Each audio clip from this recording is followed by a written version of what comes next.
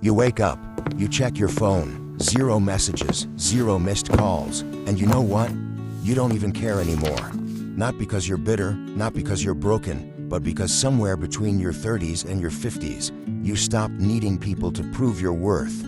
And the world calls this loneliness. But what if it's actually the opposite? What if losing friends after 50 isn't a loss at all? What if it's one of the wisest things that can happen to you? By the end of this video, you'll see exactly which of the 4 types you are. And I promise, the last one will make you realize you've been more powerful than you ever thought. If you've ever felt guilty for having a small circle or no circle at all, hit subscribe right now.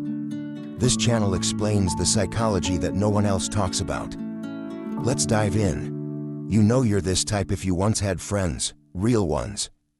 Or so you thought. You showed up for them, drove hours to help them move, listened to their problems at 3 in the morning, celebrated their wins like they were yours. But then something happened. Maybe they talked about you behind your back. Maybe they disappeared when you actually needed them. Maybe they only called when they wanted something. And one day, you just stopped. Not out of anger, out of clarity. Psychologically, this is called betrayal trauma. And it doesn't just hurt. It rewires how you see connection. Because once you realize that people you loved were performing friendship, not living it, you can't unsee it. You start noticing the patterns, the one-sided effort, the conditional care, the way they celebrated your struggles but felt threatened by your success. So you pulled back. And yes, it hurt. But you know what hurt more? Pretending those relationships were real. Now you'd rather be alone than surrounded by people who drain you. And that's not bitterness. That's self-respect. That's wisdom. Because you finally learned that no company is better than bad company. If you're always the one reaching out, always the one planning, always the one remembering birthdays while yours gets forgotten, you're this type. You spent decades being the glue, the one who kept the group together, the one who made sure everyone stayed connected. But at some point you got tired. Not tired of people, tired of being the only one trying. Psychologically, this is called unreciprocated emotional labor. And studies show it's one of the leading causes of friendship dissolution after midlife. Because friendship requires effort from both sides. And when you're the only one calling, the only one asking how they're doing, the only one showing up, it's not friendship. It's you performing a relationship by yourself. So you stopped. You stopped texting first. You stopped making plans. You stopped being the emotional caretaker for people who never asked how you were doing. And you know what happened? Silence. Because they never actually cared. They just liked having someone who did all the work. And that silence, it didn't break you. It freed you. Because now you know that real friendship doesn't require you to beg for basic reciprocity. Real friends show up without being reminded. They check in without being prompted. They care without you having to earn it every single day. You're not lonely. You're just done carrying relationships on your back. You're this type if you still have a few people in your life, but they're chosen very carefully. You're not interested in surface-level small talk. You're not interested in friendships built on gossip, competition, or convenience. You want depth. You want honesty. You want people who can sit in silence with you and it doesn't feel awkward. You want people who celebrate you without jealousy, who challenge you without judgment, who respect your boundaries without making you feel guilty. Psychologically, this is called relational selectivity, and it's actually a sign of emotional maturity. Research shows that as people age, they naturally become more selective about who gets access to their time and energy.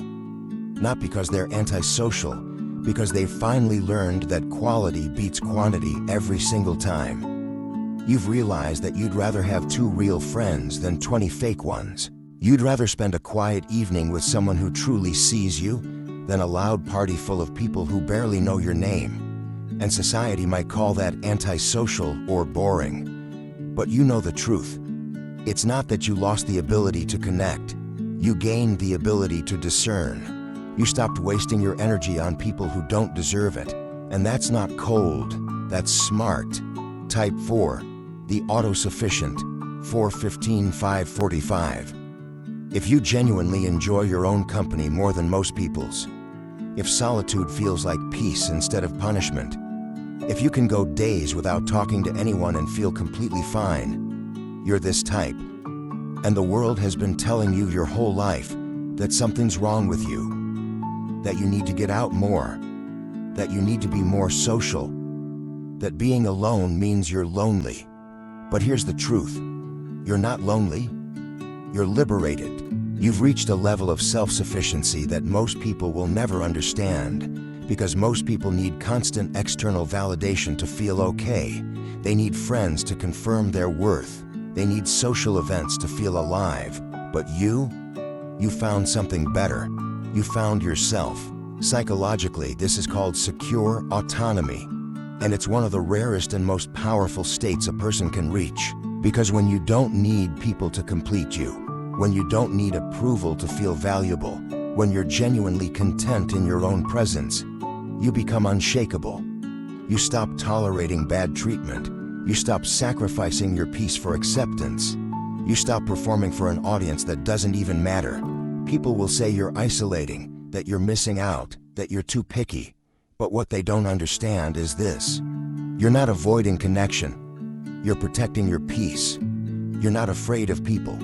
You're just no longer willing to trade your solitude for shallow relationships that leave you feeling more alone than being actually alone ever did.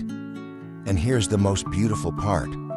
When you're truly okay by yourself, when you stop needing friends to validate your existence, the right people show up. Not because you're chasing them, but because your energy shifts. You stop attracting people who want to use you. You start attracting people who actually see you. And those rare, genuine connections, they're worth more than 100 surface-level friendships ever were. So if you don't have close friends after 50, maybe it's not because something's wrong with you. Maybe it's because you finally learned what real friendship actually looks like, and you're no longer willing to settle for anything less. You're not broken. You're not antisocial. You're not missing out. You're just living on a frequency that most people haven't reached yet. And that's not loneliness. That's wisdom. That's freedom. That's peace. Now tell me, which type are you? The betrayed, the exhausted, the selective, or the autosufficient? Or maybe you're a mix of more than one. Drop a comment and let me know. Your story might help someone else realize they're not alone in feeling this way. And if this video made you feel seen, share it with someone who needs to hear this.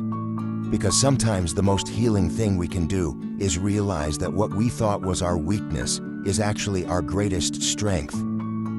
Subscribe if you want more psychology that actually explains who you are. Not who the world thinks you should be, but who you actually are. You don't need more friends. You need to understand why you're okay without them. And now you do.